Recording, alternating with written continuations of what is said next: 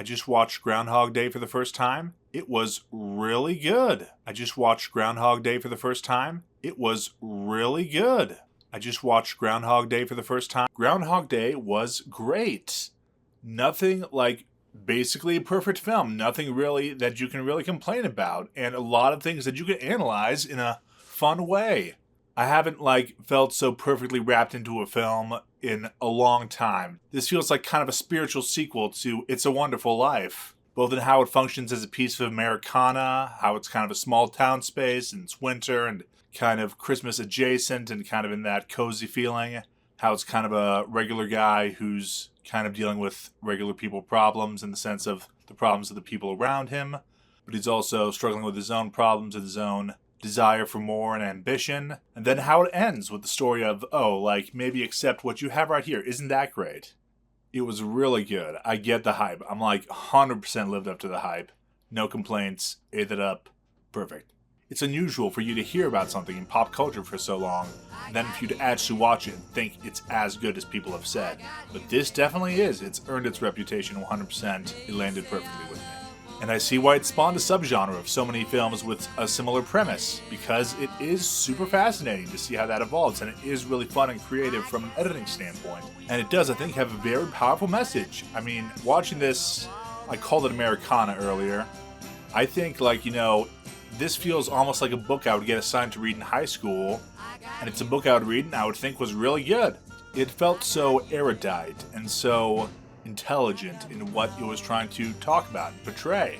And it went to a lot of different places with its subject material, but it knew where it was going and it arrived at a very satisfying conclusion. There are a million fan interpretations of what Groundhog Day is supposed to mean, but to me, based off of having watched it just now, the point to me is very explicitly a metaphor for the possible monotony of life as one gets older. When you get to be, I guess, properly into adulthood, you have to do a lot of the same things over and over again, and you get bored and you get used to the same routine and you begin to think how nothing will ever change and maybe it doesn't matter what you do. And so what we see in the film is that becomes literal. A character loses the ability to have things change in his life. It just becomes the same thing over and over again. And so to be more fun than real life, it becomes both literal and he starts taking advantage of it. And so he does the things you would do if your life was never going to change. He just messes around. He just does things for fun. He just does things for little jokes. He does things to satisfy himself. And we see he goes through the arc of understanding of someone who would be like that, stuck in monotony and just trying to break out of it. And it shows, by the end of it, what ends up satisfying him is hopefully what would satisfy everyone in real life who can be stuck in a monotonous situation, which is that the ultimate good is helping others and just getting the joy both of personal self-fulfillment through pursuing skills or becoming better at things, or pursuing a relationship that's meaningful to you, but also it comes from being part of a community and serving it and doing genuinely good work that is satisfying. And that's what we see that's different by the end. That was really not the case at the beginning, is that he is someone who is happy and very capable and attuned to helping people and who knows what makes him happy himself, who's in a fulfilling relationship that brings him a lot of joy, who's not just stuck in the cycle of pursuing short-term romances. It's like the writers started with a thought experiment and then ended up rediscovering 3,000 years of philosophy, because that usually ends up saying the same thing. But it did so in a brand new way, in a really powerful way, in a way that didn't have to be strictly religious, and everyone deserves to have the conclusions of modern philosophy without actually having to read it.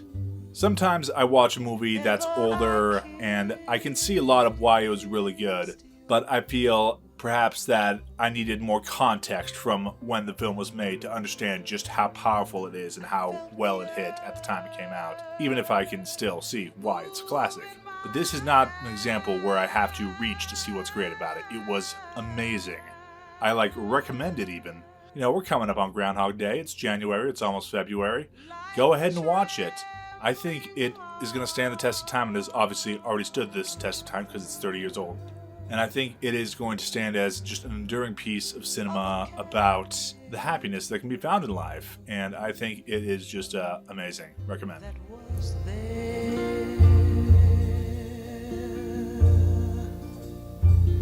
At my